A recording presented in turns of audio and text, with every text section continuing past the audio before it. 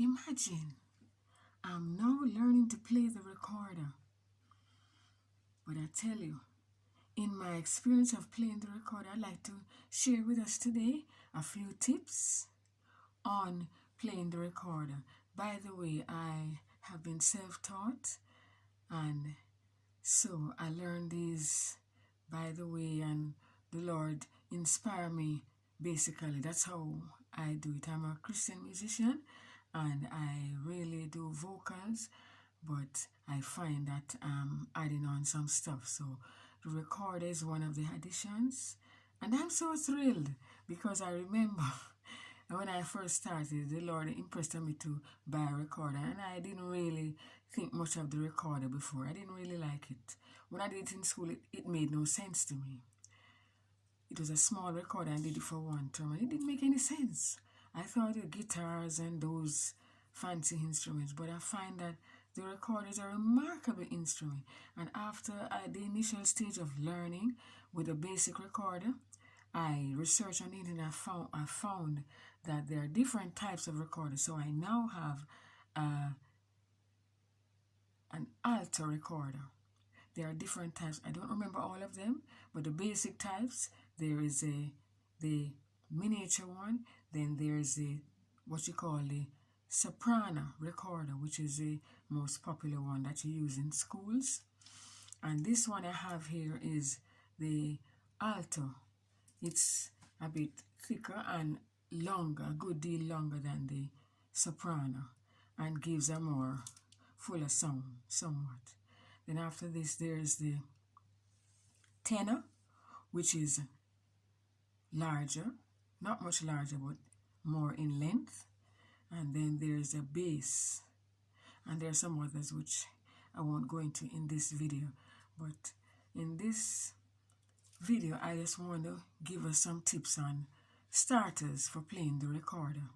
And so the first tip I would give us is keeping your recorder clean. And so make sure that before you play, you have a clean mouth. Oral hygiene is important when playing the recorder. When you're playing, I found also the position should be like this.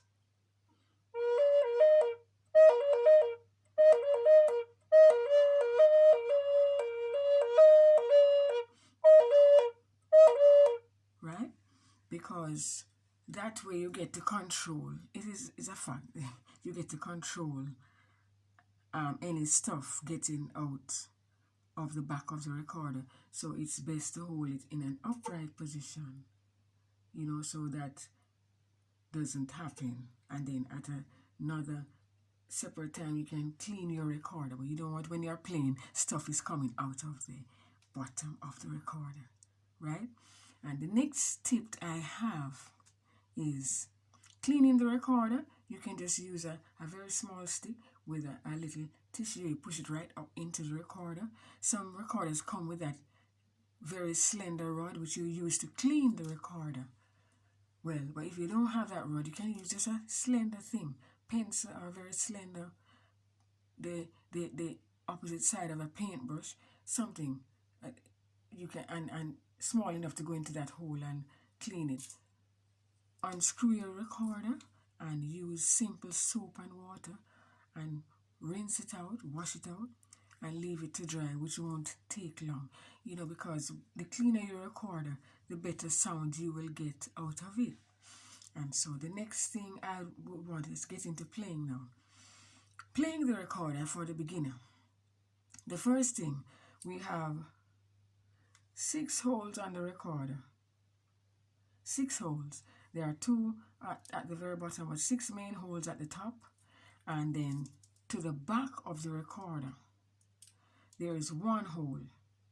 And so in order to hold the recorder properly, that hole should be facing your body, your upper body.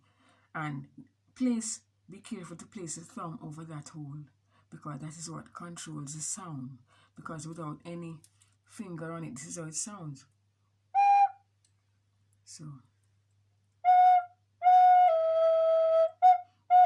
So get a better sound placing your thumb. That's the first step on the back. Should always be on the back hole, the back hole of that instrument, whether it's big or small recorder.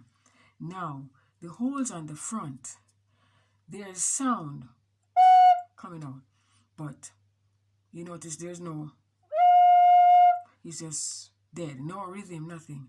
Now, in order to create rhythm on your recorder, that's where your fingers come in. And so you use your fingers to play, to move about, to get that rhythm. Example.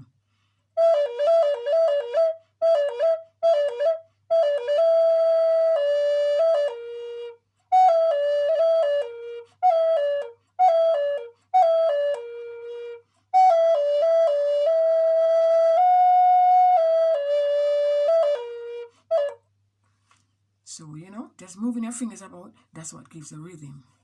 Yes, I know when you're just starting, it may not seem so easy to do, but the basic concept is keep your finger on the back hole, and then you try. As I said, I was self-taught, so I'm being very frank.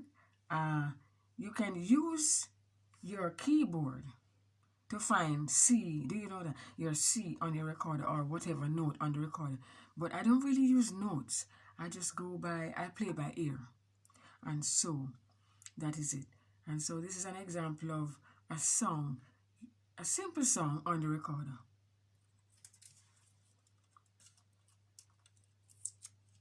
By the way, this is a trick I learned.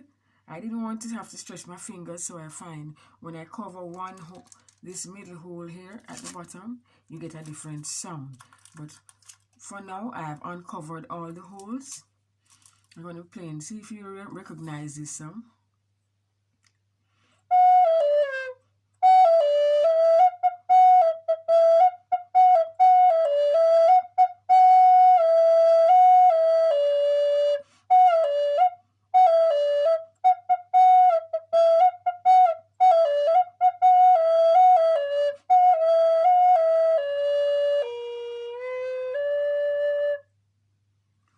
Mary had a little lamb. And so that's a simple sound, and this is another.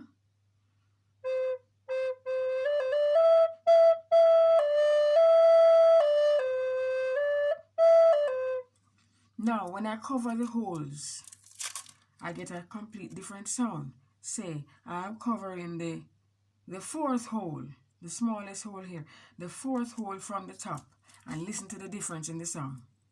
I couldn't play Mary Had a Little Lamb, but I can play something else.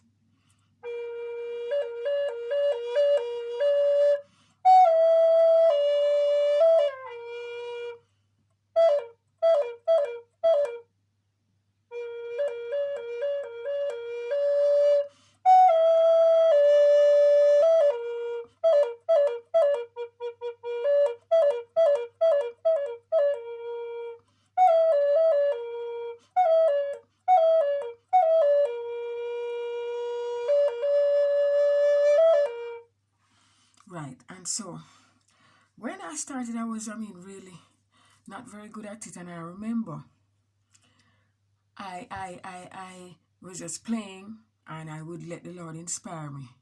And after playing for a while, I started using accompaniment. So the recorder can also be used with musical accompaniment, and you get a nice fuller effect.